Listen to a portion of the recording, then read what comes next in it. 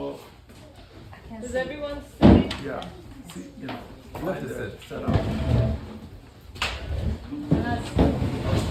mean, this is good. I don't want it to be like 10 feet apart. We're good. We're good. I have to get out of the bean. Yes, did you with butter?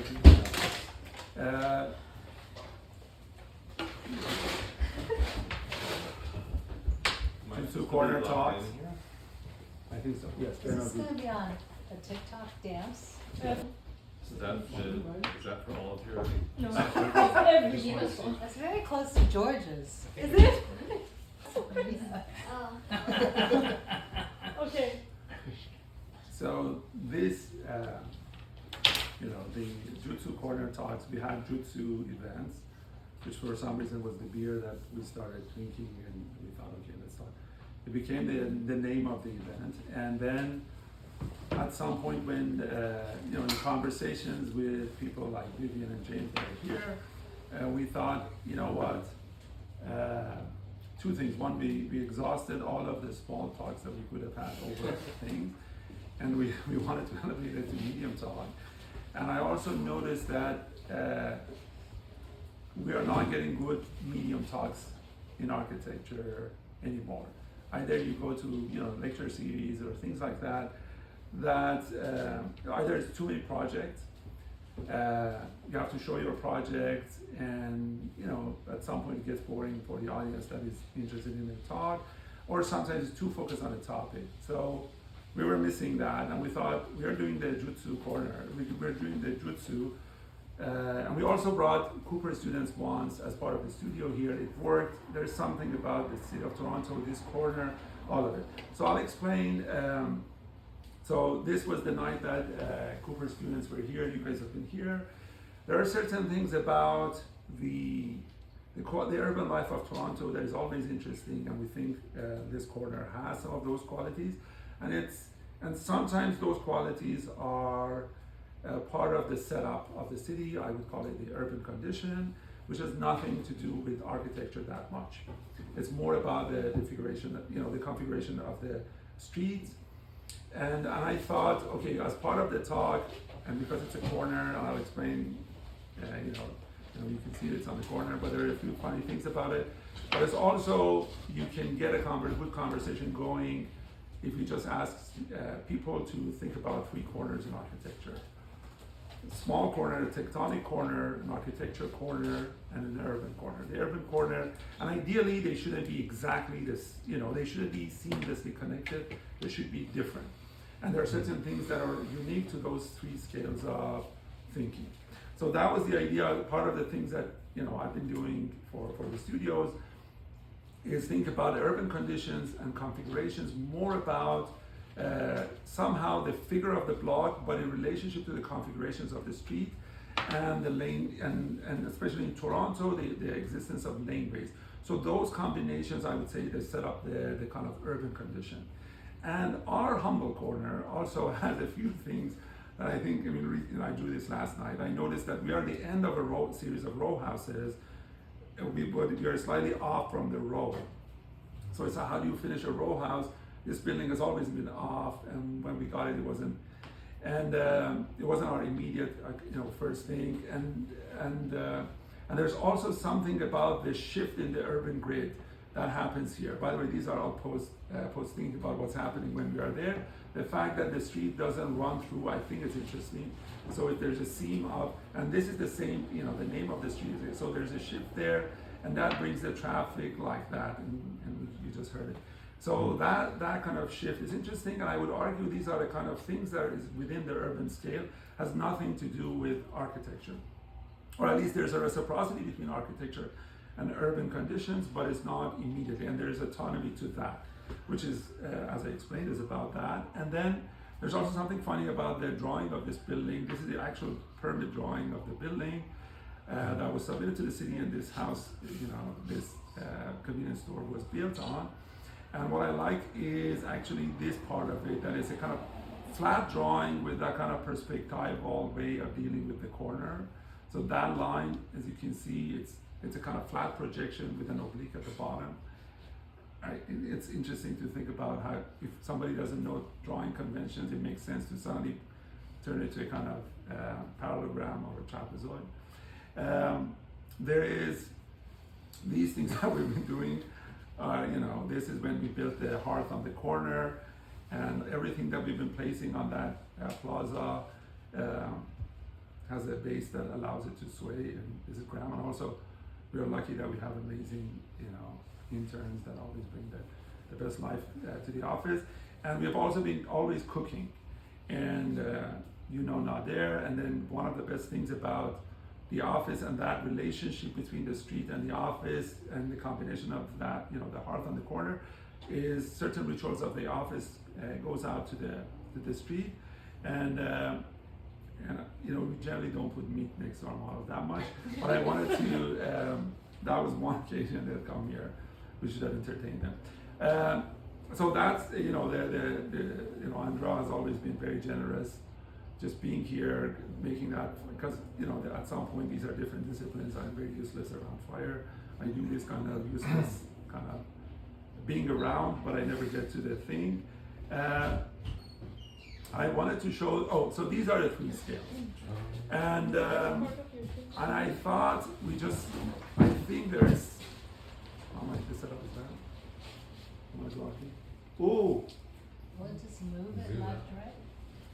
So you didn't see some of this stuff? Oh, you did. They did. This is the first. It's the one. first slide that's too Yeah. wide. These are delicate information, right? This is fine. This is good. Well, it's missing. Hey, Alright, why it's don't we missing. move the whole Zoom Thor series? Why don't you just move it forward? forward? Forward? It's Yeah. better? Well, it'll Forward be is smaller. There you go. It's a question of geometry. Wait. Be careful of the tripod. There, I think we did it. Is it perfect? Yeah. I mean, you're missing a tiny bit of There's the some Seagrams. tension on your trigger. You get the point. We get the You point. got the point. But then maybe I Yeah, could the point. prop. Is this concrete? Is any of this heavy? Everything is heavy, very heavy. Here. I bring it forward. Can I just do this? Careful. I promise I won't scratch your. No, that's It's good. the model is more important than the Okay, that's plenty. There. Okay. Here. But then I'm gonna give it a little support. Okay. Robert, next time you need to come earlier so you're part of the setup. Yes. Sound check. All right. Okay.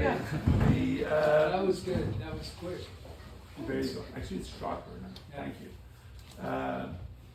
So the 3 scales of 3 ways of thinking about corners. I thought these are.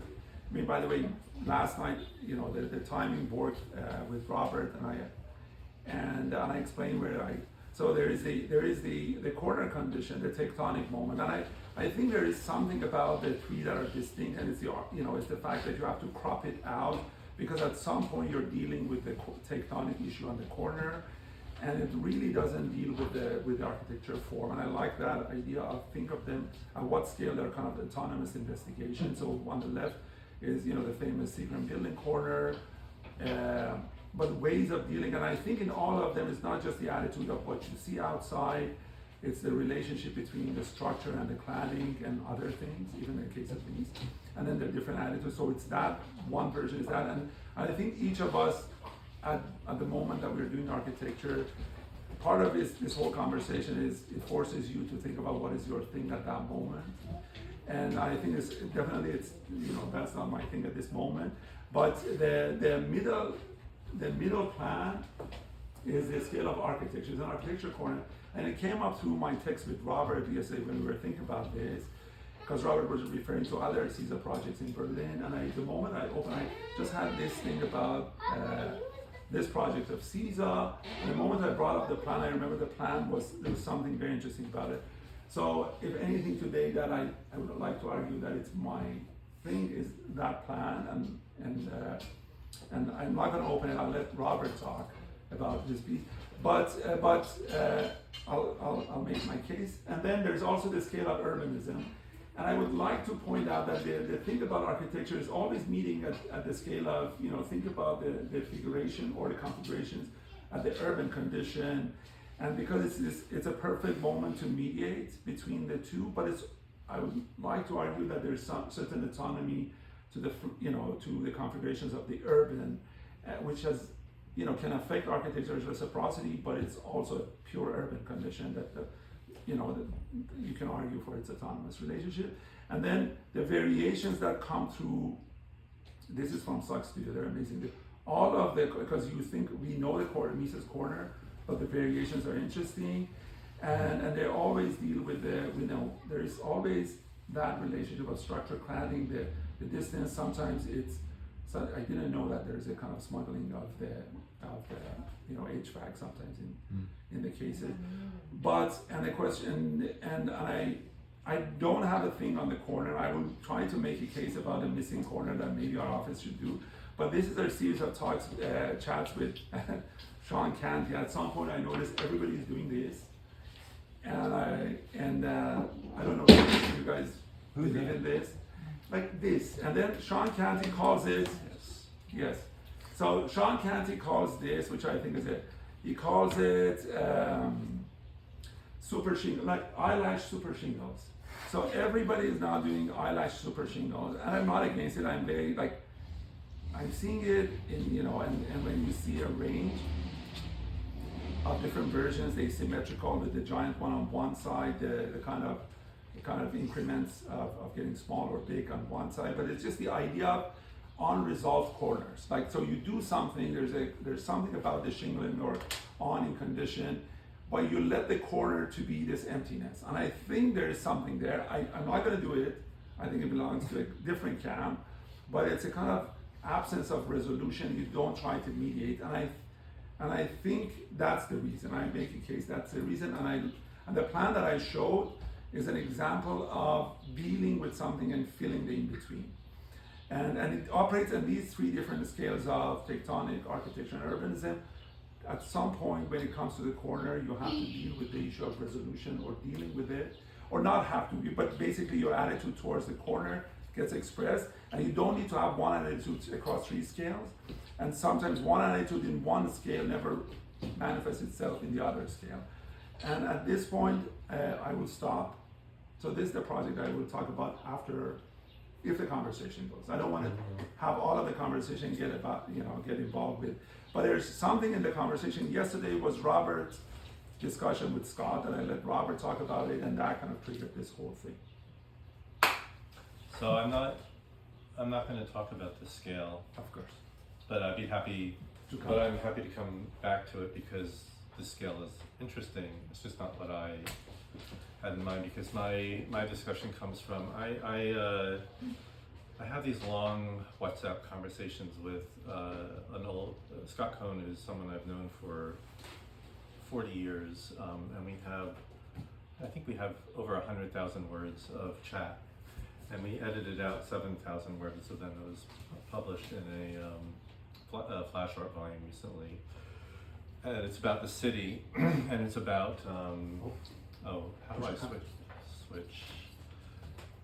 Don't say. Oh, Just put this in. okay.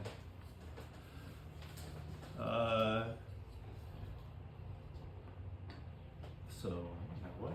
Okay. Go back. So. No, it's good. Oh, do you wanna go back? Wait for him to present, because this is not in presentation mode. I don't know what it looks like when you... Okay, that's Yeah. good. Yeah, that's good. So anyway, I mean, our conversation stemmed from, I've been talking a lot about bigger scale development in Toronto, and actually the thing that is maybe interesting and complementary but not the same at all as what Nima is talking about is really new and bigger scale development in the city of Toronto, not the old neighborhoods where there are these coherent urban morphologies, but also they're coherent morphologies that are also idiosyncratic, but that's not really what I'm talking about. I'm talking more about the very chaotic and inconsistent pattern of Toronto, which seems particularly extreme in Toronto, and the only other city that feels, to my mind, almost as extreme in its chaoticness is, say, someplace like Houston.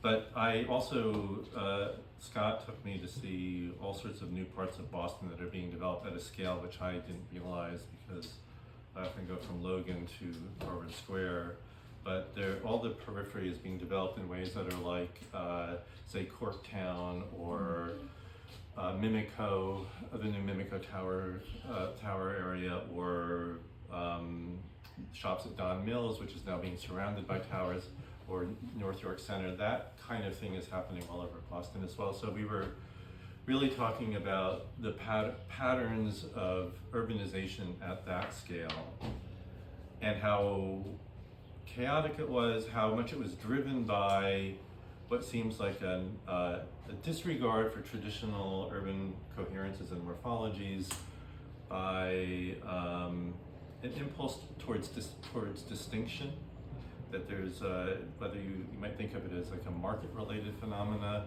or an architect-driven thing, but I think there's just a convergence of a desire on the part of, condos are sold through marketing schemes that try to distinguish one from another, regardless of how identical or nearly identical plans may be, but there needs to be some form of marketing.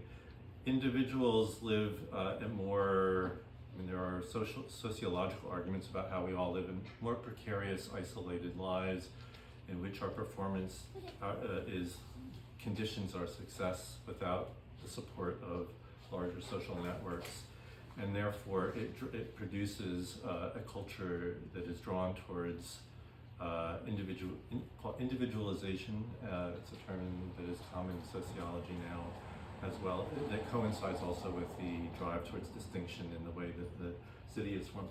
On the other hand, also we know that the planning mechanisms in the city are largely hostage to developers who just go to courts of arbitration to get more or less whatever they want. So there's very little, in a way are some notions of planning in the city, but there's a great, Toronto feels in many of its new areas, there is a sense of free-for-all in the way that the city is developed, and also simply by virtue of its kind of leapfrogging and rapid development. So you have big buildings cheek by jowl with one-story neighborhoods, anyway. So I wanted to talk a little bit about these themes, and I have a genealogy to talk about them through, which dates all the way back to 1972 when Koolhaas published Delirious New York, and the end paper,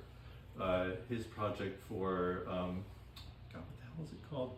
The City of the Captive Globe, where he shows a fantasized version of New York, where the platforms and bases they all produce the uniform logic of the urban grid, but above that there is this world of absolute distinction, a kind of narcissism of individual cases of architecture. And I remember when this building by Philip Johnson in New York City, called the Lipstick Building, was first built. I believe it was in the late 80s, maybe early 90s. There was a lot of controversy because it finally broke the grid. It came to the ground in an oval. It disrupted the continuity of the street, and it was for some people the harbinger of the disintegration of the urban order of Manhattan Island, which we have never really had except in a kind of tiny little spot in downtown or in the neighborhoods.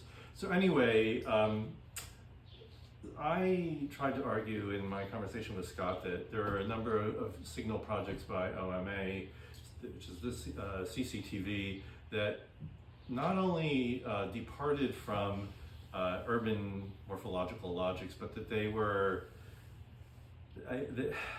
they became almost rhetorical icons of that quality of deviation. That they made a point of deviating and departing from continuities and patterns of the existing city. I know that some people argue that it's kind of a gateway, but it's not exactly a gateway to anything. And then there's Casa de Musica in Porto. And when this project was built, and all the architects, there's a very powerful school of Porto, the architectural community there, with Cisa being the most famous, and everybody was shocked when Koolhaas won this. But more than that, he won it shocked by the proposition. It's at a central round point in the city, which is maybe a third of the way between the old center of the city and the ocean along a major avenue, and it completely, they tore down buildings that used to make a continuous round point around the central piazza or praça, and built this asteroid-like figure, and it's a total exception. James and I were talking a little bit about Pulhust through some email. I want you to do it in WhatsApp. Email doesn't seem very conversational to me, but regardless of how, it's a beautiful building. I've seen concerts in it. I love it, but it makes it has little interest in, like, for instance, I was thinking coming over here that my position on this question of the corner is they don't matter anymore. I mean, they do matter in buildings, but they don't matter in the city. Like their role in producing the coherence of the city and architecture responding through its detailed subtleties to the need to make that corner has evaporated in the face of these sorts of violations and departures from interest in traditional forms of coherence. And I mean, I don't know if you all think it's a stretch, but I mean, these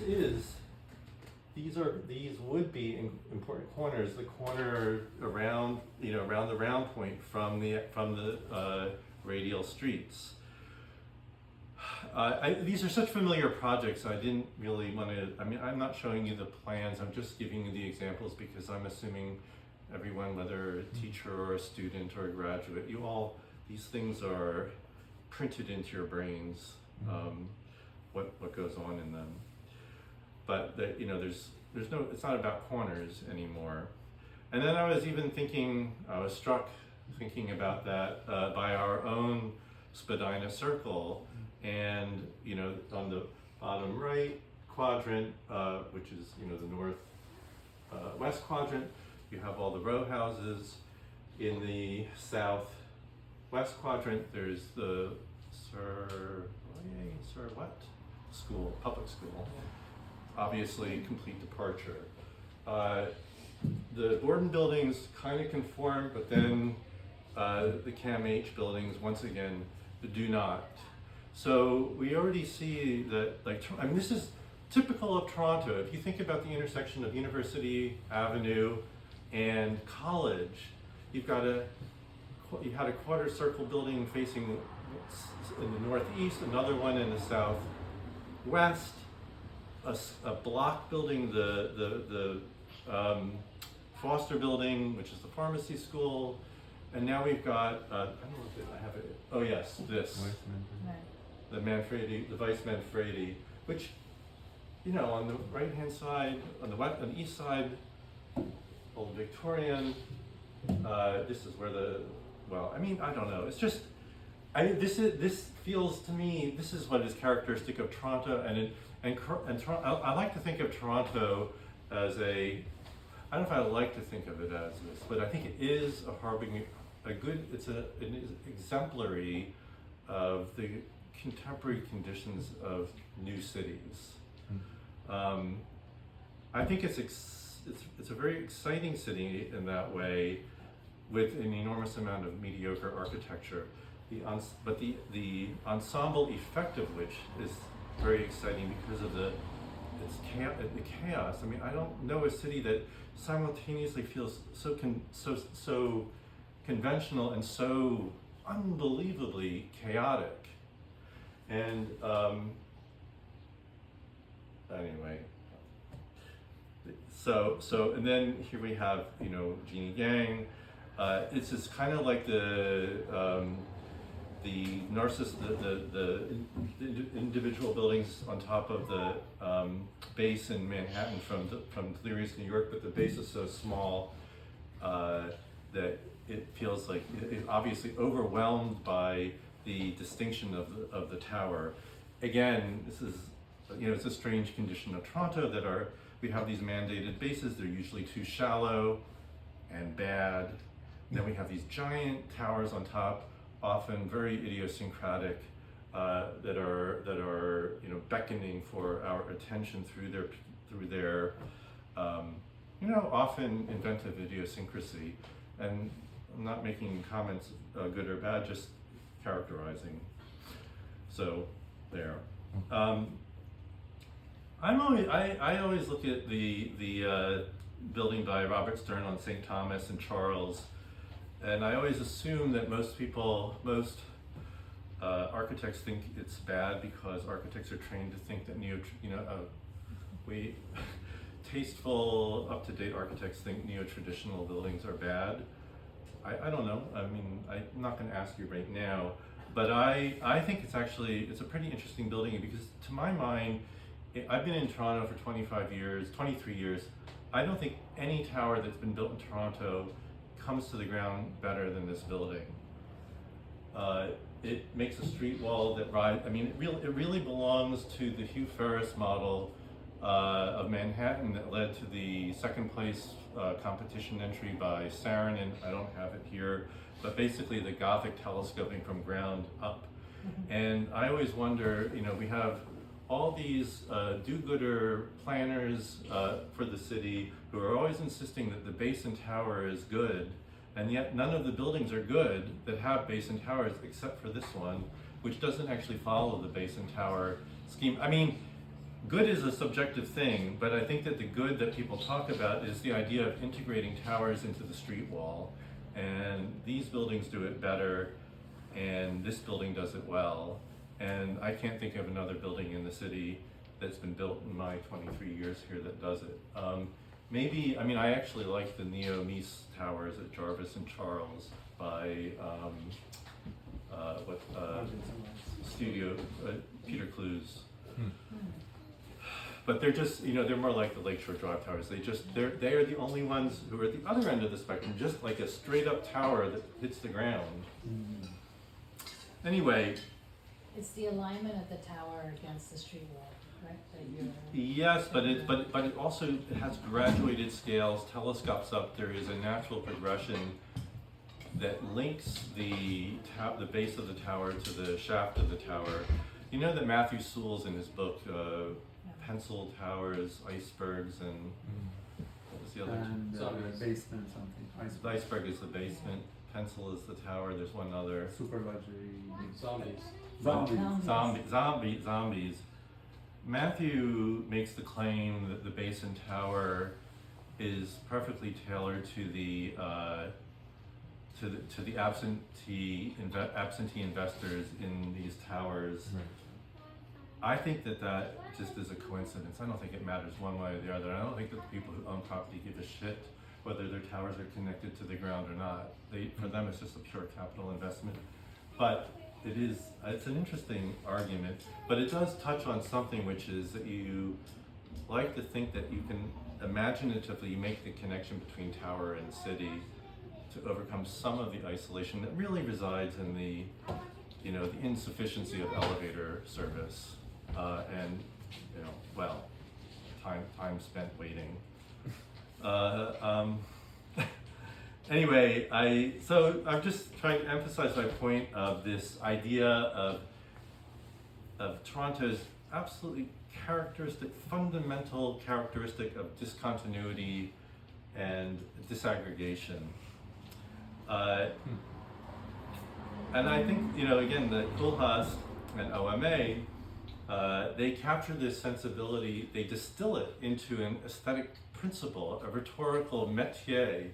And this is, their unbuilt proposal for the addition to the Whitney.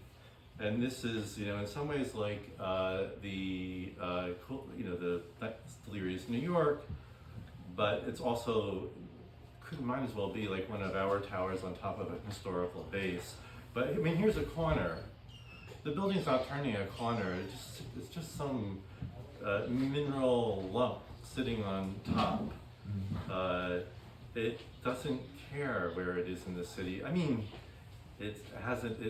Maybe it does. I'm sure that maybe somebody will say, well, it's got that prominent position in the corner, but it's not really about turning the corner, I don't think.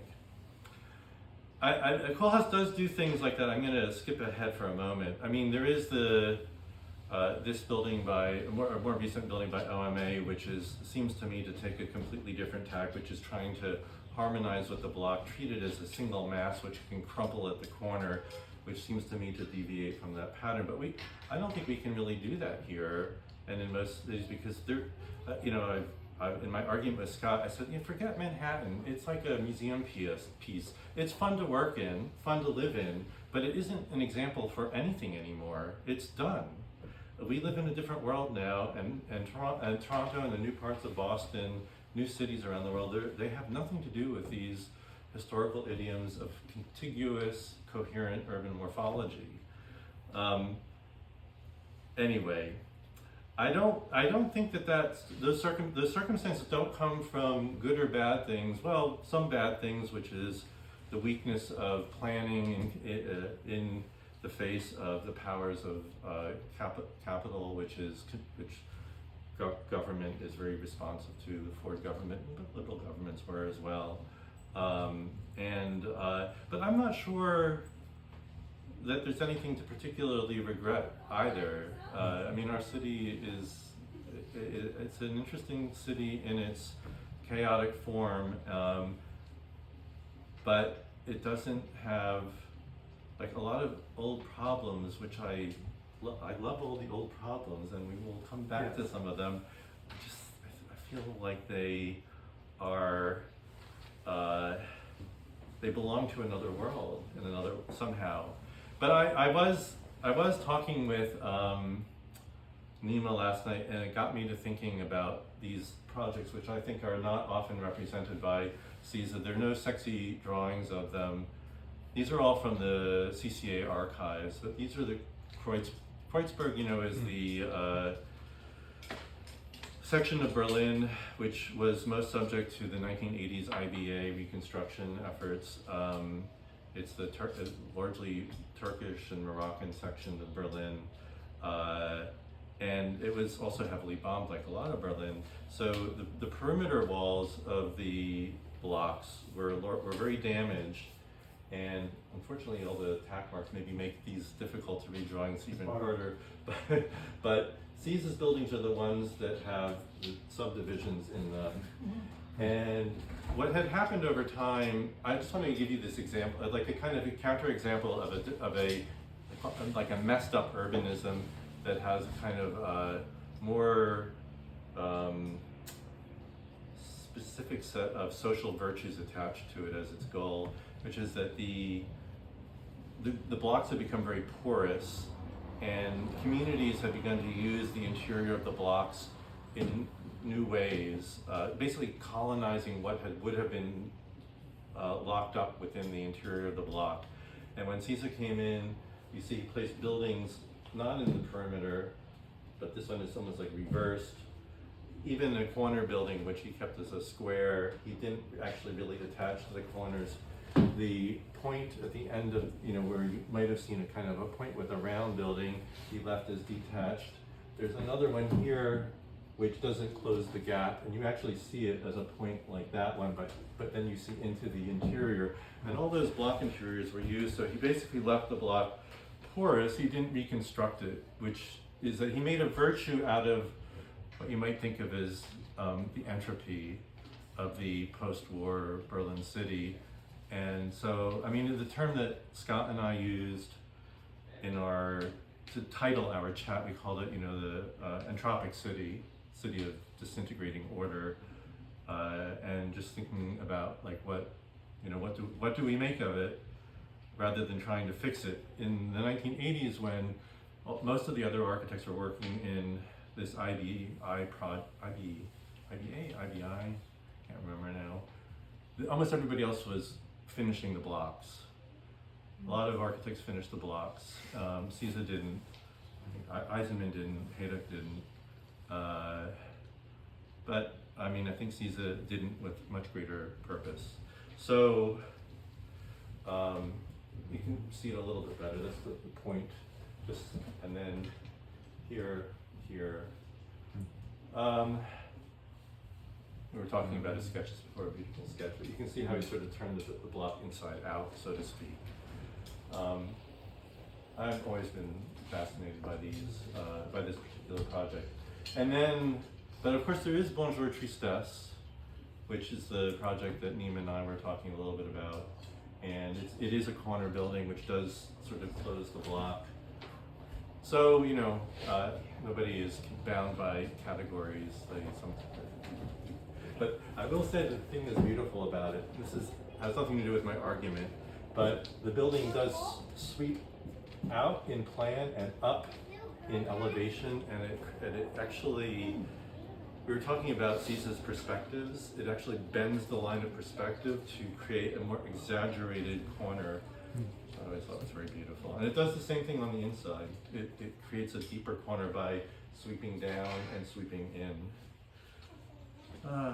Anyway, but you see, it is pretty sad. Bonjour, Tristess. Seeing this kind of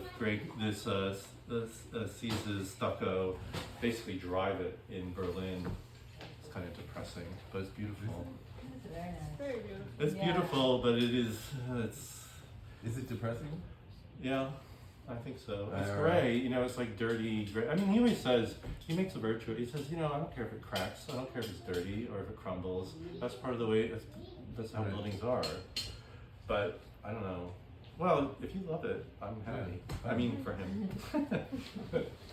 Anyway, I think that's kind of my spiel, but I was more, because I thought we'd have more conversation, so I'm done, I think. Let me just see if I have anything I want to. Yeah, that's good. It's perfect. Okay. Thank you, Robert. Okay. So, how should we do with the form? I don't want to, we can continue the conversation. I thought there was one thing, so there's one conversation that you and I had, which is about the plan. of the Yeah. plan. We can do that. We can do that. No, I like the other conversation that you also brought up, which is about, I didn't want to be on the side of kind of filling the corner. I like this plan not because it does what it does urbanistically. Not because it does what? No, I don't like it because of that. I don't like because of filling the corner. Oh, horizontally. Bonjour, Tristess. Bonjour, Ah, Tristess. yeah, I don't yeah. like it because of that. I Yeah. like the plan for. I know you like it Qualities because you like that the it has. plan. I like it. I like the plan, but and I don't want to dive into that conversation. That's a good conversation. We can have it, but I want to go back to Toronto, and I agree with you that there is a question. I think I agree with you that Toronto is much more legible urbanistically when you're in the low rise. The moment you get to the scale that you showed, and I have no emotional attachment to low rise of Toronto. It just happened to be where we work. No. But I guess what I want to know I think we should be able. You should give me and the formal Robert on the side of qualities of Toronto, something that we can lock its ambiguity or chaos, because we are architects, we know how it has happened. All right, I have to Give tell us you- something. This is helpful context. So Scott Cohen, is a very good architect who is very formalist. Who Nima actually, he came up here as a Geary chair back in 2003. At my invitation, and Nima studied with him. I loved studying with him, and Scott. Our big argument was about what Koolhaas found in things like the New York Athletic Club, and in the works of the architects of what's the big corporate firm that did UN. McKinney. No. The corporate one. Oh, Wallace Harris. Wallace Harris. He loves how he feels like they were practical and responded to demands and pressures, externalities to the aesthetic vagaries of architectural taste, which he feels contempt for. Yet, if you take him at his word, he himself, is not driven by these exclusively external forces. He's a rhetorical architect. But Scott is upset that in the free-for-all of this, I'll call it the entropic city, that there isn't enough motivating why we make the buildings in the shapes and forms that we do. And so my response to him, our fight is too bad. It's just too bad. Like, you can't have it. And frankly, Koolhaas doesn't really have it either. You look at Koolhaas is made of virtue. The buildings are so screwy. Casa de Musica and the Whitney and Seattle. I know James and I were talking about this, and I think getting confused with my conversations, but I think Nodder, actually I was having this conversation with Nodder, nobody wants that that Koolhaas should be doing, or OMA should be doing things that are so arbitrary and separate from all the problems that we all as designers deal with ordinarily. And then he has to deal with them too. Yes, and of course he does. But there is something about that kind of mineral angular. It's not like Zaha. It's not like it doesn't feel biomorphic. It doesn't feel organic. And regardless of all the alibis about program packing and all the famous sections that have the names in them, that's not really, like, you can pack the program into a classical building, you can pack it into a crystal. He packs it into some, fucked up crystal. And the crystal is a mess because he wants to throw in your face the arbitrariness at the root of form, that there are no reasons and no logics that necessitate form. And so, this is my argument. It comes a little bit from Robert Somel, who wrote a short essay called, I think, Shape versus Form. I guess that's the name. Anyway, where he says, that they're not driven by the formal, the form has organic coherence, it's kind of classical in character, and shape is just, it's like an arbitrary thing, and his buildings feel arbitrary, and that arbitrariness seems to make a virtue out of the condition that we find ourselves in, which is free from the necessity, from all those efforts to resolve urban relationships. Like, you go to Rome and you see the way Santa Maria della Pace, which is in a completely asymmetric situation, resolves itself by masking all the asymmetry into a symmetrical urban facade. Or, there are countless examples of that throughout Renaissance and Baroque Italy and Europe. And then, but also in urban buildings in North America, there are, in the old days, you would have, efforts to resolve window patterns such that they would create either symmetries or local symmetries or seriations. And Koolhaas dispenses with all of that. So Scott doesn't like it. I keep referring to Scott because he's a good foil in this argument because of his desire for an external driver that comes from the city. Yes, but I guess what I'm... And we are left free. Yeah. It's an ugly thing to be in, a situation to be in. Free, but also like lacking enough stuff. Yeah. Yeah. No, what I'm saying is, I think it takes certain effort to read the urbanism, and regardless of what Koolhaas did, the Delirious New York, and the formal models that they were thinking, even to connect the surrealism aspect of New York to this kind of radical rigidity on the ground, it forces someone to impose a reading to a condition that tends to be formally, for as architects. And I think Robert is not reading Toronto that way. And I'm saying in that chaos and in that kind of given condition, You could. if you are making a case for one condition being better than the other, that model should be presented. And at some point it becomes formal. I'm not saying it's about restoration of corner or filling the corner or all of that, but what are those conditions and what are the difference? And in that reading, I should be able to know that Robert would like, Robert Stern. Let me ask you this question, Yes. though, because the parts of the city that I find the most, I don't know, I don't know if it's a perverse excitement, but I do find, I love going to places like Mimico, shops at Don Mills, North York Center. I am more excited about that than I am about subtle solutions to old problems. Yes. And in those contexts, I feel like it's hard to think of why anybody would do one thing versus another. But you clearly, I mean, you could have a great building, but it wouldn't be great. And they're not. None of them are great, Yes. right? And most of them are bad and zany and bad. Yes. Maybe mad in Mississauga. Yeah. It's pretty cool with a bad bass. Yes. But like the good, what would be good wouldn't be good because of how subtly it responded to context. What I don't want to be in the camp of subtle responsiveness to context. Yeah. I want to be in the You camp can also of agree. You don't have to disagree. no, but I want Robert. I want Robert's reading of ensemble should become somehow formally detectable, like intelligible. Like ensemble argument is something that we have to always find Robert to come and say this is good ensemble or bad ensemble.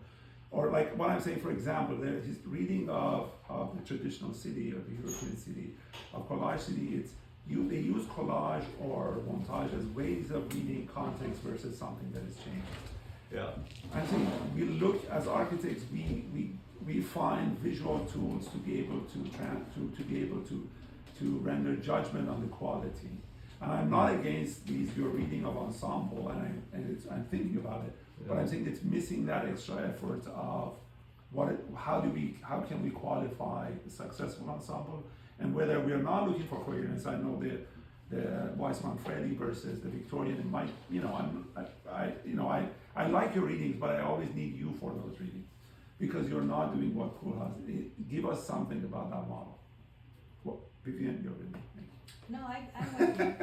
No, I'm just I love your reading, and I think you always have these subtle urban reading, but It's easy to be free, but how do you define quality when it's free? And I think you do have a way of judging things that are good versus bad.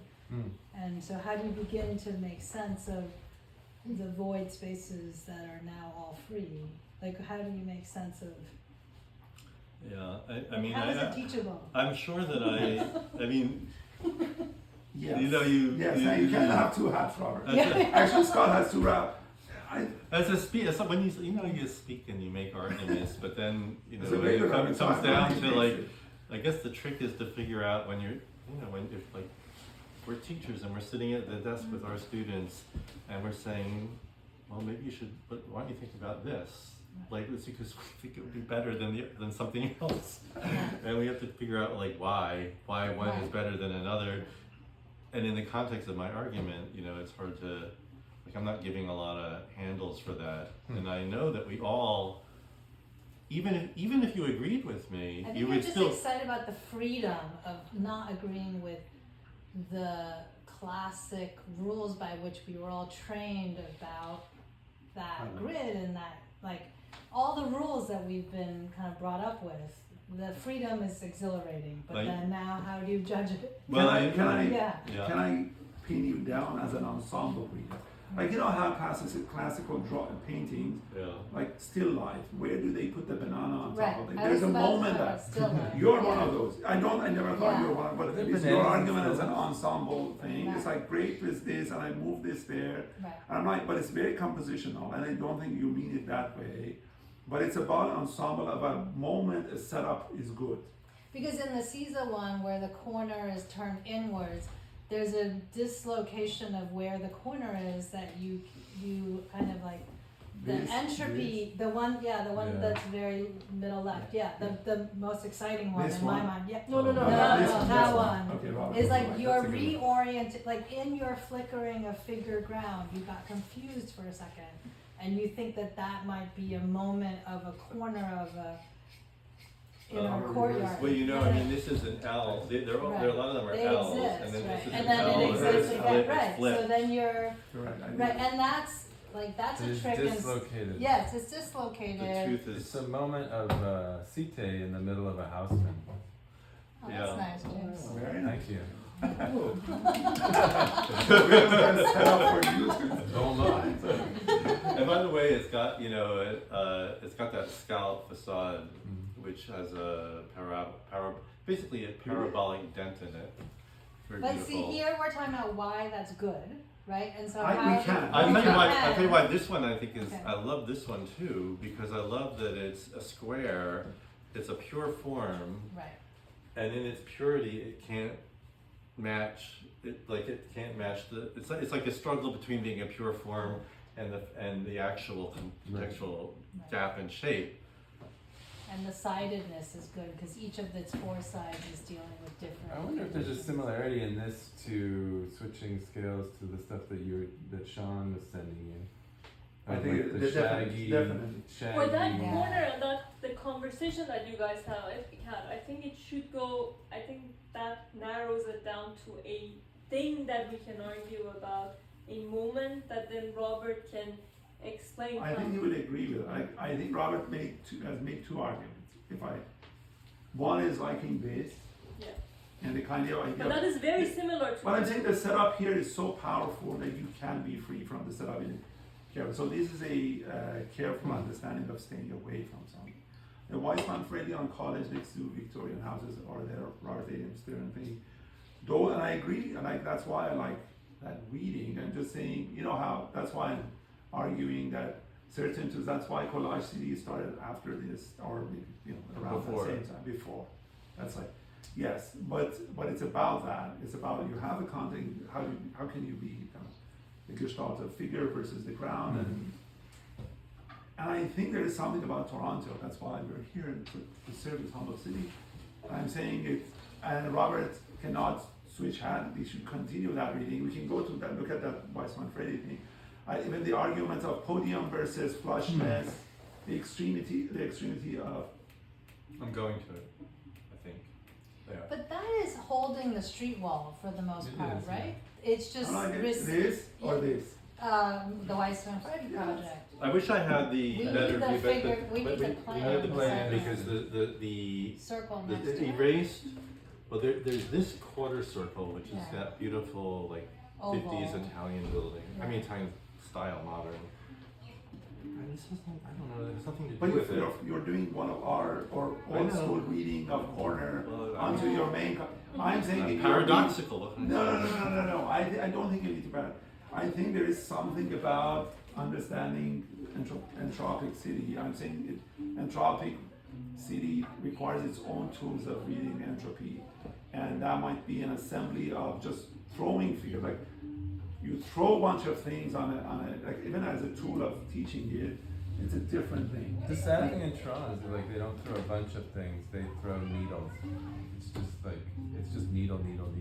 But They with the take base- all the deployable square footage and it doesn't throw anything. Mhm. It always throws the same thing, and that same thing is always a boring thing. We try to be good when we shouldn't, maybe, because like I don't know. I mean, I would rather that I'd rather we were almost more like Houston, just like one thing after another, which we sort of are almost anyway. But then there are all these good deeds, all these horrible building bases with towers on top, which are separately sold through real estate, and they're just like not part of the city, and they're thought to be El shoppers. Presidio. I don't know. That's off track though. No. But I always thought street wall was kind of like an indication of whether people wanted to be there or not. Yeah. Like Paris, like there's this like the medieval fabric, and you got so much of it. Yeah. So much that you can kind of cut and make like the archetypal street wall out of that, because there's just a surfeit of like square footage that people live in. New York is like, it was obviously going to be the economic center, so you just make a pattern and it just immediately fills up. Yeah. Philly, they have diagonal boulevards in Philly, but like there's not enough stuff. so it's like They cut. It's like there's the Arc de Triomphe in Philly. I don't know what it's called, the museum, right? Yeah. Museum And there's of a Fine giant diagonal avenue, but they didn't have enough building to make it into a street wall, because all the buildings are sort of like they don't face it frontally, Right. because they couldn't fill in that gap. Art. Right. So it's kind of like a sad situation. Like, we had a party and like nobody came, and it's like maybe with the Porto, it's like that circle already was starting to be a little sad. It looked like before. Maybe I'm wrong. I mean, the thing that got torn down was a streetcar storage facility. Oh. So it was a beautiful building, kind of like Borden, but just in terrible shape. I mean, I don't know, Borden is beautiful, but like in that. But I'm saying there's like a lack of capital. Maybe like a lack of capital leads to no street wall. I mean, Whereas, there was nothing for people to do there, so there was no reason to be there. The other side was very active. The buildings are incredibly mediocre, modern buildings. They conform to the round point, but I don't know. I mean, I find this quandary of what we should be doing. Like if you relinquish some of these traditional notions of urban motivations, what I mean, again, to use the example of my discussion with Scott, his comeback to, if I say I like something, he said, well, who cares? I mean, what difference does it make if it's good or bad anyway in this situation? Like, why is it, what makes it good? I mean, maybe it's a good piece of design, like a well-turned building, but if it isn't part of a larger project, what difference does it make anyway? But I'm not sure how to respond to that. I mean, I don't know. There is something as an architect you like a well-turned building, but it is different from. I mean, I want to show find some Roman example of the three buildings that make that beautiful ensemble of a single piazza face. But I forget the name of it, Sant'Amaro or something like that. But I won't go searching for it now. And that's something where both the intellectual challenge of producing the ensemble, the satisfaction of assembling a civic space through the ensemble of the buildings. I mean, I still think that we could have those ambitions. I mean, even in the, I don't know, like our humble circle. Yes. Where did it go? I guess it's before. I mean, I'm not sure that the grounds of our building are there yet, but That's I mean, a good ensemble, right? But the playground behind the school up here, the passage here could be better. I'm hoping that we can turn this into, with the right amount of advancement money, to turn this into a gallery for the visual studies program. Yeah. Yes. Part of our school. Yeah. Yes. Very much Yeah. so. If you ever came, you would know. Yeah. I'll buy more, please. It wasn't. And it would build on something which is. I mean, there are things to build on here. What seems very messy, and we, the university owns CAMH and is trying to figure out what to do with it. I mean, maybe because these buildings are falling apart, we may put visual studies in here, a part of it. I mean, if we could get the ground right, going into this courtyard. I mean, I love that brutalist building. Yeah, and it needs better ground plane treatment, I think better. Richard might be doing an option He studio is. on that. He is. He's as you said, the new George Baird. I did not say that. You didn't? Oh. Anyway. So there are all sorts. I mean, it's true. I just want to say, it's fun to make broad arguments, but then when you come down to actual events in the city and you want to figure stuff out, you want to make. I mean, you can make good things, and you can do them more wisely than they are typically done. I mean, I think we can make better towers on bases, or make arguments against the way bases are being made altogether. There are things we could do better, like the Marilyn Monroe Towers in Mississauga. It's an exciting figure. they come to the ground in the most horrible way, like a one-story base that is behind. But that is true. Since you presented this one and the Casa de Musica one, Yeah. the two when you compare, I think it's unfair to compare this and even slightly imply that Toronto is even remotely aware of what's happening within it. I think what happened at Daniels at One Spadina and the surrounding buildings is not. This is a conscious decision and reaction. By OMA. That one is an accident. Which part of the Spadina one is an accident? All of it, like Oh, yeah. it's like the Well, beauty of the cylindrical building, and then the beauty of Camage. I don't think that.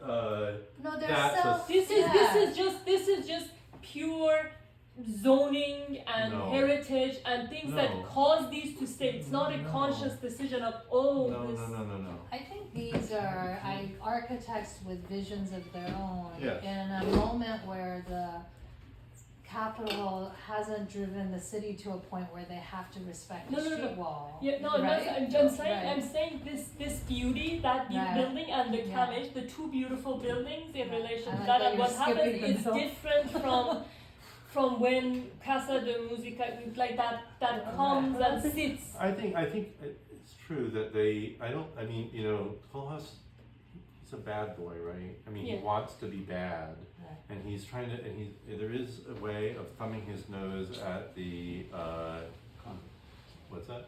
Context. Thumbing his nose at the context and about notions of, you know, proper urban response. You know, I mean, the Puerto community, including people like Cesar, they were shocked. I don't think Cesar disliked it either, but it was kind of a shock to tear apart the morphological continuity of the round point. But I mean, this architect, I mean, I don't know. Don't you think that they knew that this architect wanted to make a round building? They thought they were part of a generation of modern architects that did not feel obliged by the historical continuities of urban morphology. But as a still life, there is a point there. There's a circle. It's not bad. Then there's a It's point. cool. Then Yeah. there's No, but the shed roof. Like, that's a you beautiful started- sequence. Yeah, no, You started with the OMA, the postcard with the towers and a plinth on a plinth. Oh and yeah, the yeah, thing. yeah. And you were kind of started the argument with this like a playground of like will of an architect as long as the base is the same. That I think there is a connection that you were trying to draw when it came to the circle, which that discontinuity is kind of those playful buildings. It kind of implies that kind of ambition. Then you connected it to Daniels, which I think what's happening To here Daniels or to the to whole round? this image. I don't think that they're. I mean, I agree that the architect of the school of the primary school is not motivated by the Kohlhaasian notion of playfulness on top of a base. It's probably more belongs to that generation of modernists who were not interested in the physical continuity of street wall and traditional urban morphologies. They thought, you know, that the city should be remade in a more open, with an open ground plane with objects. But don't you think, for example, the modernist planning or the modernist figure in the playground or tower, not a tower, but the figure in a kind of empty base, in the context of a city or the reality of a school that doesn't have that size of a base, it becomes a kind of an interesting problem because you don't have, the Right. figure cannot be too far, the setbacks are tight. So that's a condition, I guess. Yeah. So that's this, but there is something, if I want to read the Entropic City, I can read it here. Okay, you read it. Tell Please. me. I want to hear your Can I- idea Yeah. of an ensemble. Another beer out of On the Yeah, something. and can I have one too? Let's Yes, refill. let's have beer and Oh, no, I want to show, so, Okay, we're This coming is- back to your ensemble question later, though. yes, that's You it, have- yes. So Robert, as I'm, I was, somewhere there, I said, oh, this is a perfect corner, not because I realize now Robert thinks I like it because of, actually maybe he's right. I like this problem of how do you turn, two systems or two kind of a seriality that is perpendicular on that moment, and I found this thing a very kind of odd figure and a configuration for a stair, and then we had a few background. Robert was saying it's not. I said something about the stair that Robert got. He likes Caesar, so I said that's a very disturbing. I think you said it was. What were the words you used? I said painfully beautiful, or no, it was painful and one other awkward. word. Anyways, there was something. That's the beautiful corner, the That's a re-entrant very- corner. The fact that the corridor swells out It's and very- then pinches in against an angular stair, no? So at this moment, I'm going to give one compliment to Robert, then I'm going to attack his argument. Okay. So this is his sketch. So he said so he did the outline of the building. So this is the perspective, elevation and flat. Nice. Is this in WhatsApp? Yeah. Wow, look at you. Look at you, Robert. Some And then people this do is- ads for this is Rolex. You could do ads for WhatsApp. And then this is actually Caesar thinking actually that's a good. Yeah. No, but that's not. His That's sketches of that are. I know. I just did my sketches from memory of his. I know. Okay. Oh, that's Oh, yeah. okay. No, I didn't say you look at this and say this. And you weren't thinking about that. You mentioned this building in Berlin. I immediately thought of this and said, no, I'm not talking about this. Oh. And then I said, this is interesting. I want to talk about this. And then you did that sketch, and that sketch is similar. Oh. But should I mean, this can take us. This is not a topic. But I said, Robert, this plan that's there is very. Wait. Go back to the elevate. See, look. It looks like the sketch. It's so weird. It like No, exact. your sketch is it's perfect. But the left little nip is beautiful, yeah? Yeah, it's beautiful. But it's like a pediment. Is that a void at the top? Yeah. You like Well, that's where the guy did the graffiti from, right? Yeah. He hung out there. It's like Yeah. somebody with a finger that And you it's like asymmetric. does something. It's asymmetric. Yeah. Yeah. You asked if I like it, but that must mean either you don't, maybe you don't. No, I they think know it's- if somebody does something, I would. It's the kind of honesty that is required when you have like a forehead like that. It's just kind of parapet. Yeah. Oh, you're saying it shows that it's a parapet. Honest. Oh, I never heard that I- take on it before. But That's it's crazy. interesting. So you can see out if you're up there on the roof. Or no, it acknowledges there is It not. acknowledges Right, that there's it's no empty building. behind. There's no building. Yeah. That's a good Nice idea. one. What I want to say? Oh, okay. I'm trying to make a case that this there is. I don't know. I said awkward or thing. No, I'm gonna look up what you said. No. You don't want me to. He said, no. This is just a functional and beautiful. I didn't say You said functional. No, And I so he's didn't. just making good plans, and he's trying to make use of it. I said, Robert, how can you not see the natural way of subdivision? I didn't say natural, and No, I I didn't said, say I Didn't he said say painful the more or expected something? way- painful and naughty. naughty. I still stand by naughty. Painful is different. I think Oh, I love those sketches. I drew I said if you do if you turn kind of The unit's too deep with that one. And it's crappy. no, it's He not a made it unit. good. I'm not He made doing it a unit. good I'm by saying making it subdivision. broken I'm talking about instead. subdivision. Oh, okay. Okay, I'm talking about subdivision. Yeah, the subdivision that way is bad. It might be. I said if you wrap something, if you bend something, how do you deal with that? The idea of bending, expression of the outside, the repetition of the windows. Keep in mind, these are equally spaced windows. So to have them on a plan that is, the party walls are perpendicular to the face. Where is the plan again? Like I think Right. this is naughty. Okay, I'm going to show the naughtiness. First of all, you have this pattern, and then the first thing that he does, he goes with perpendicular things to extremely curved conditions. So, and I know Robert said these are because they would be bad unit, awkward things.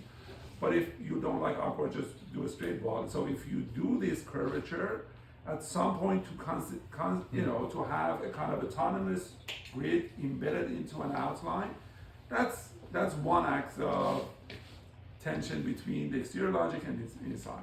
And I say, that's okay, I get it. And then I went and did some archival research to back up Today? my Was this today? Yeah. So I did. So there are three versions of You this plan. have to draw what I drew. Did you fly to Montreal and get some It's the archive? CCA archive now. Gigi has been working for CCA. Oh, okay. Anything Gigi, give me a version of Caesar's plan that proves my point. So there has been moments.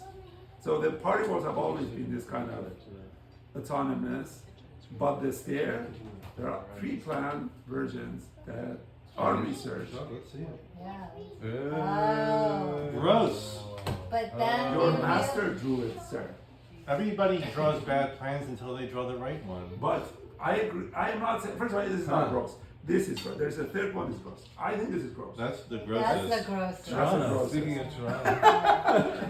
That ruins that spot. But Okay, by the but do way, you agree natural, when I say natural, De facto. Okay. Like default. this is an expected relationship. I'm not saying it's good. But you Nima, I'm not- absorb the exterior in such a way that it normalizes, you don't even understand what the building is. and not only that, Nima, I would say, first of all, it's inconsistent with the straight lines, which are like a rectilinear division of the inside. This one is kind of a duplication of sorts of the I get what exterior. you're saying. It But is the I'm not first saying this is response. good, Robert. But Yeah, I want to say, I I just think want to say, non-ness- when I want to say as when I am teaching, one of the things that I like, one of like the red flags that always goes off in my head is like when people do parallel offsets. That's not parallel. I know, but it is. Very good, very good. You and Robert are the- Actually, but it's average. if you did a parallel offset, it would Be get bigger. confused. Yeah. It would get confused and pinched. It might, in fact, Oh, you're I'm not saying it is, Yeah. but this is close to what a parallel offset would be when it gets screwed up, when you can't do it beyond a certain point. So this is like the mechanical dumb thing that you do It's not before fun. you figure It's it not. out. No. It's like parallel sides of corridors in eccentric figures. It's gross and mechanical.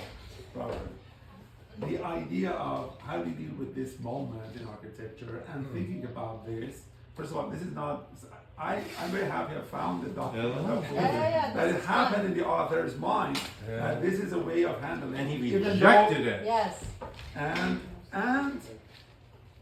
And look at this. To call this is naughty. No, it's It's perfect. But this angle, and I was showing this to Binaz on our way back Yeah. home. I'm trying to convince This is her by that I the had way, a case. this is better. This is better. We agree. Wait, But then I says that's so natural. This is tangent to this. Of course, they did a symmetry with a tangent, Uh-huh. and she drew it and said this is a tangent to that. But then the next one, the one he arrives at, is best. it's bad. Can I tell you why? But isn't this the same as the one you No, brought no, up? No. no. Can I But it's point the to two- How Oh, is no, this no. different? It is. Go It to is. the He's latest- right. Go to the Very It's good. the Very same. good. No, He's no, right. no. Can I Same, show just you the different drawing difference? convention. Draw it. No. Vivian, draw Not it. at No, all. go to the latest one, Not and at I will all. show you. Look at this. Same. No, it's not the same. Look, it is not It's the same. It's the same. It is not the same. It's not. This That's is- that's a pinch. What is that? You like This that? is a funny thing. There's like You know, a if you like this, then you have I- to call it something. It What is is the that? detachment of the facade from the pinch of the space. It's the weirdest. I mean, I Okay. think there's a lot Yes. of Wait, like. can I draw something on there funny- because Of you course, did? it's a very good setup, and you should. I know, I can draw This is nice. I feel like No. I feel like we I'm can doing like actually presentation, come you away can't. with Robert. this. Is I like, can too. No, No, draw it on top of that. Why don't you draw it on top? cherish these Go back things to for it. the rest of my life. This. Yeah. Okay. Here, you find it.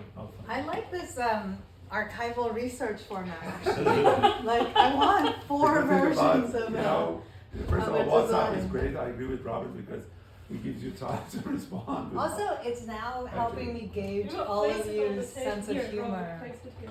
Okay, can you find it for me? Where is it?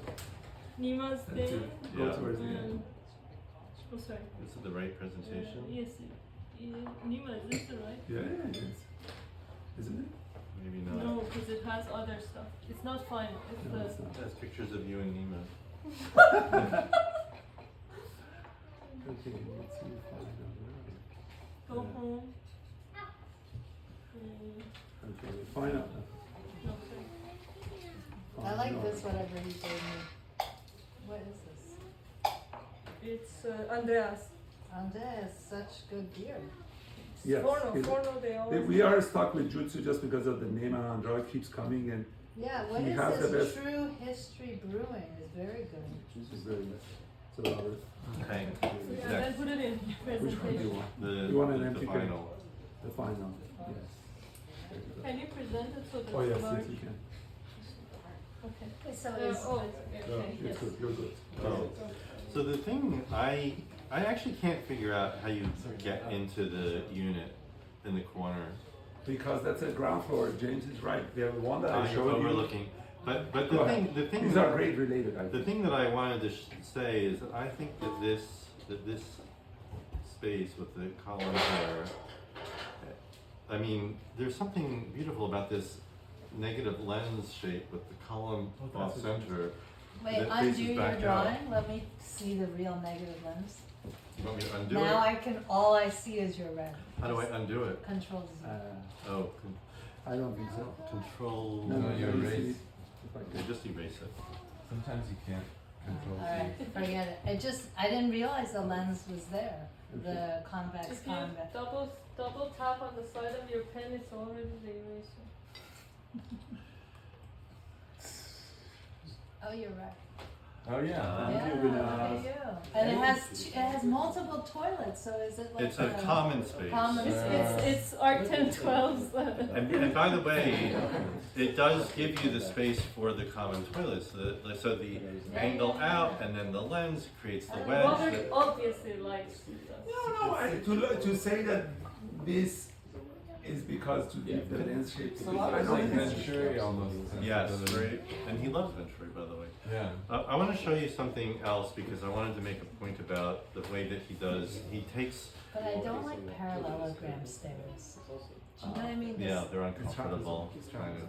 But you're One corner. walking, right. Like at, But you're like wa- at the Each library. step is a There's parallelogram. one at Daniel's.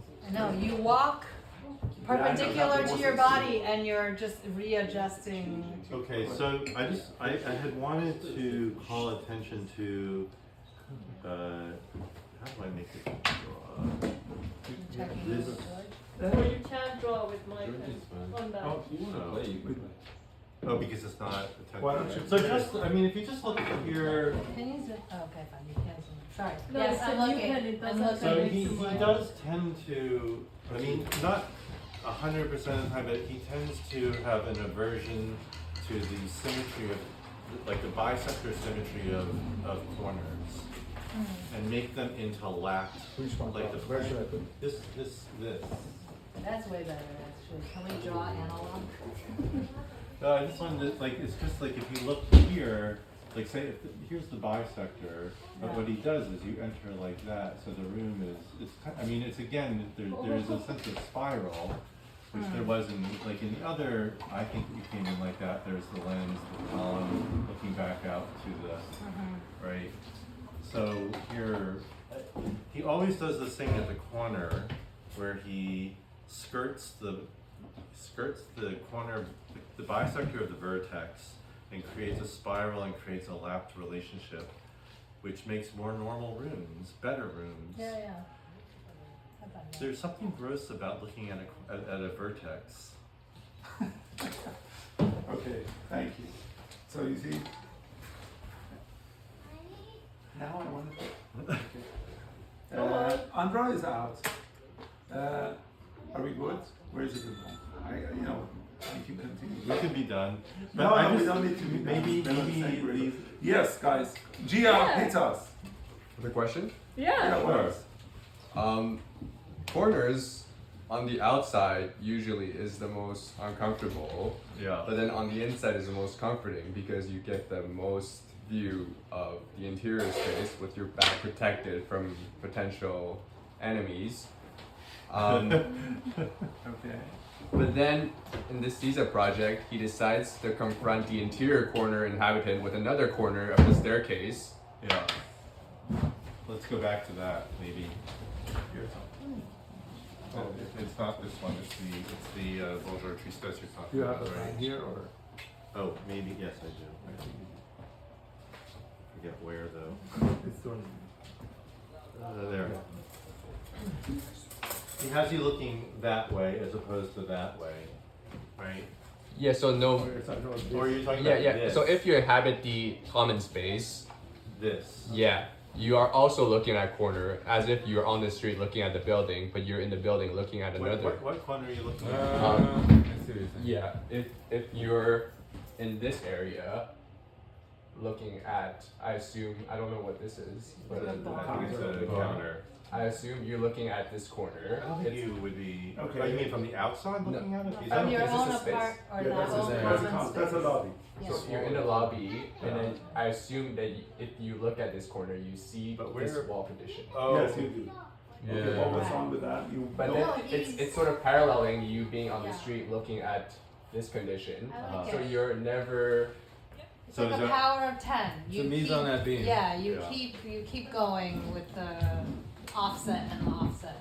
So At it's least kinda at that nice. bar. Yeah, or you recognize it when you're using the interior space. But I don't understand it in relationship to your notion of having your back So- looking out. It's sort of creating. So it's. Do you think that it's intentionally subverting the comfort that people usually get from inhabiting a corner? Because usually you are in the most secure place looking at an open space, but Caesar denies you that pleasure by confronting you with another corner. Interesting point. I think, I mean, because normally he doesn't. It's rare for him to have a round corner, although there is the bank and Bank, elevated as a mage. But most of the time he's doing this in buildings that have more angular corners, and then he's making it into a lap in terms of the space within a more lap corner, so you're not looking into the into one form or another of an angular corner. Do you think he's sensible of the focal point? I think that he's removing the focal point from. Well, I mean, here's another theme in Caesar's work is that he always is configuring buildings that have traditional forms of monumentality, whether corners or symmetries, and then the way that he organizes the position of the subject, us in the building, or our movement through it, is always at odds with that, because in a way those traditional configurations are forms of traditional monumentality or principles of order, and maybe you might say imposed upon us through these traditional figurations. So we are always positioned in his buildings as if we were eccentric visitors, incapable of conforming to the historical order of the buildings. It's a kind of anti-monumentalism in his work. I hadn't thought about this for a while. I mean, I did write about it a long time ago, in '96, but I mean, his buildings always take us on journeys. Boy, I don't like that word. Take us on promenades, to use a more architectural word, on promenades through buildings which are completely at odds with, like they may establish, whether it's in the school, the Setúbal Teachers College, or the School of Architecture in Porto, we are always on trajectories through the buildings that really have nothing to do with the symmetries of the larger figures, Where we should be. where the path should be. Yeah. And I've always enjoyed thinking about it, is that it reminds me of, in the illustrations of 18th century illustrations of Roman ruins, including the most famous ones, the Vedute by Piranesi. He always shows 18th century travelers, tourists, like walking over the ruins, and you have like these great, like the Baths of Caracalla, these unbelievably imposing relics of Roman monumentality, and then you have these tiny figures of contemporary, like an emergent bourgeois aristocracy, or some convergence of these classes, kind of scrambling in their puniness over Roman ruins, but completely indifferent, like in a way, like free of all the Roman monumentality. They're there, and have nothing to do with they're drinking wine, slicing sausage, and having picnics in the midst of this Roman power, but dead. So I think that with Caesar, he often he organizes our experience in ways which are at complete odds with the classical figurations that are remain in the larger forms of the buildings. So it's not about comfort. It's actually a rhetorical deviation. It's a rhetorical deviation. I mean, it is this. And now that I'm remembering it all, this thrilling we are deeply at odds with the logic of the classical forms that are ghosted through other part of the building. Yeah. The Egyptian version is like if the sand is up to the Sphinx's neck, then the people are like right there, like eye level with the Sphinx. Yes, there are those illustrations too. I mean, there are illustrations of that because of Napoleon's conquest of Egypt. Yeah. I have one. I think Andra is being outside uncomfortable. Oh, okay. And bored. I think he's bored. No. No, he's just working. I'm gonna go hang with Why don't him. we all go? No, let's go. Yeah, we can continue this outside. Yeah. too. Okay. It's fun. This was This great. was fun. Thank you, Robert. Thank you, Thank you Robert. so Thank much. you, Thank Nina. Thank you for having us. Thank you. This was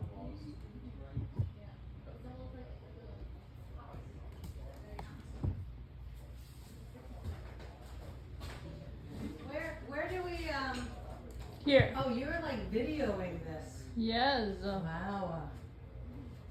Let's- Impressive. Oh, I want some of this. Can I use some of your Absolutely. deep woods? That's it. Nemo, I have to move it back because your camera lens is different. So I have Oh, to no, we move- can change it. No, it's that one is not good. 0.7, Then 0.7. Then put it back 0.7. where it is. No, it's good. No. But this is not what we did today. Okay. Because we taped it. Where was I? There. I would go with Ben as a We judge. went to like a speakeasy Sis and I that you see, took and us then if to. not, we do point Okay. You went there again? Here. No. Yeah. I'm just saying, you know what we should do with that Yeah. space Yeah, if I you're have to friends work with them? Yeah. And then We I should have to have a work. gallery show On the front. on the front. This of is what we archi- had. You should curate Okay. Actually, you're right. architecture show for some parts of it. That's good. Wouldn't that be cool? Because actually, what I noticed is it's disgusting in this city I'm that gonna go stand there. booze and food sells so much that front gallery is becoming a joke of. It's just a, I don't know, a setup. it's not it's a like thing, a setup. right? It's not Yeah. a thing. Very you just good. go there, they What put about the this? worst art Very good. Yeah. for people to Perfect. just get RT mood to go in Yeah. the building. Okay. Shall Right? I That's yell a at good people? metaphor for Yes, architecture. Guys, don't make me yell at you. Let's go. That's good. Hey, Manaz, we need you to time us for, Yes. like 10. Yes. 9. Guys, let's go. Let's go. But we are not set up. Are we set up? Are we? I think you are. Are you not set up? No, I am. Just unlock. Yes. And So then how do you we need sit? my iPad for Robert. I think so. I opened it on your. I opened it on your iPad. Just let's check it. This is for Robert. And does he need it? Does you have a pen? No, not yet. Not yet. No. Does it work if we plug it? He may want to. No, that's a newer model. Nima, is this your I book? think it's Robert. That's my book. Robert's book? That's No, yours. this is yours. ours. Do you mind if I look at it? I would Yeah. have said, What is this? Put this on. Oh, you did. Okay. You want to take it? you might have to turn that off. Look, I brought this.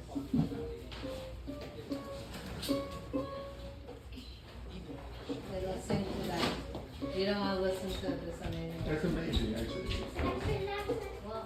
no, I didn't know. Order. Oh yeah, maybe after. Oh, we decide.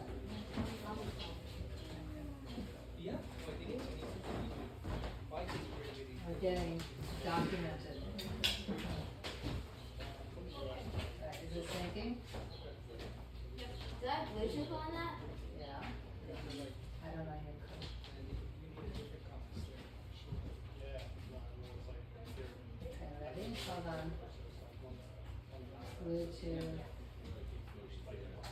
Well, no, that's different. That was his wrist. Okay, Linda, You're good. you have to stop while we're talking. I thought you're just like blah blah blah blah. I don't know if he You're does. good. Robert wanted him to do a soundtrack. I wanted him to do like a mood that was parallel to what he was perceiving amongst the speakers. Very good, actually. That's great. That's great. Nima, is this partially out? Well, that means you can't have. Turn on your thing. It feels You like have to listen to the thing while. yeah, it's partially. It's okay. Oh, just rotate. Oh. You have to be in the mood that Robert's in, so you have to No, know. it's what's a lot happening. Just know the mood of Rob. Can you also include me in the mood, Vivian? Can you also include me in the mood? You're sharing your email. Okay. It could be. We're doing something more Can I sync it? like mono. It could be that he Guys, sets the come on mood in. for us, George. You could set the mood. Yes, actually, that's George, you're great. the Let's do mood it. Let's, setter, please. because you're being recorded. It's a The warm-up act. yes. And Robert, you have to sit on that chair. What If do that's I- possible. Bananas. I can't find it. Major disaster. I can't find my phone. Your phone, I Oh, don't. my phone. I'm gonna just check my car. Oh, it's a speaker. Yeah, cool. Is it already? But I don't know how it works. I don't know if it comes from the bottom. Okay. Alex coming? Do we want to cover No. or the slide is good? Told Tiffany she should. I'm gonna give up my seat. I don't know. If you Do cover you it, want? I probably cover. let me see if I can. Guys, grab a Has some, no, it has some small. What do you think about We this? should ask. Why is it? I'll help myself. Ask our students, former Yes. students, and GL, current students it's, too. if they Sammy. have any thoughts. Yes. Yeah, Sammy's gonna say something. Sam, are you saying something? No. I just Nima just called me. Oh, he called you to say something. Yes. No, I misinterpreted. I don't think that's what he said. Oh, one sec, let me just give Oh, George geez, some. Louise. I'm gonna bring another Can you one. turn on the light now? Yes. Or no? The back Okay. one maybe. No. Oh, that's too much. Or is it good? James. Can do it. No, that's too much. Thank you. No, Sammy, that's too bright. Oh, that's too much. Okay. Then that We'll one. find a way. Don't turn that one on, then the back one on. I turned the back one on. Oh, how about the corner lights for the That's a architecture? horrible white light. It's cold light. Is it called light? It's disgusting cold light. Oh, Gia. Okay. Okay. I'm gonna give George a water. Did you? Yes. It's fine. Yes, I'm gonna give. Okay, you give me whatever you think makes sense. It's interesting. I think it's interesting that you frame this all as like the idea of corner. I don't think about corners this way, that But I often. feel like it's stretching whichever way somebody's taking Somebody it. interpret. Yeah, I right. mean, Interpret. Nima was interested in something a little different from me, and Right, I. No, No. this is perfect. Okay. No, it's actually a good conversation, honestly. But Robert doesn't have a detailed corner. Well, you make the Robert, case you against failed. corner. 30%. No, but Well, he 60%. and I did a bunch of sketches back and forth of the Bonjour Tristess last night. Oh, you know what? That is, I wanna see those sketches. Tristess. Yeah. I want to show Robert's sketch because Robert is now. I think the it doesn't matter, and you know he has this two sides. I want to. Yeah. It's an optical building, back to, like in terms of Yes, an we're optical going to illusion. Right. Yeah.